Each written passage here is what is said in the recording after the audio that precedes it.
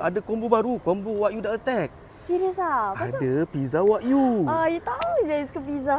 Jom kita masuk dulu. Kita try yang lain. Serius? Ya. Okey, Cuba rasa sikit yuk. Sedap tau. Sedap lah. Ini next menu tau. Ada lagi? Ya, smoked duck indulgent pizza. Oh, itik Ya. Ingat daging je ni. Tadi daging premium. Ni Macam-macam itik rasa. pula. Sedap tau.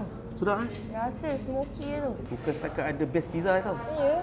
Pasta pun ada. Wah. Salted egg. Nama nampak dia. sedap. Yang ni pula pasta carbonara. So, you nak mana satu?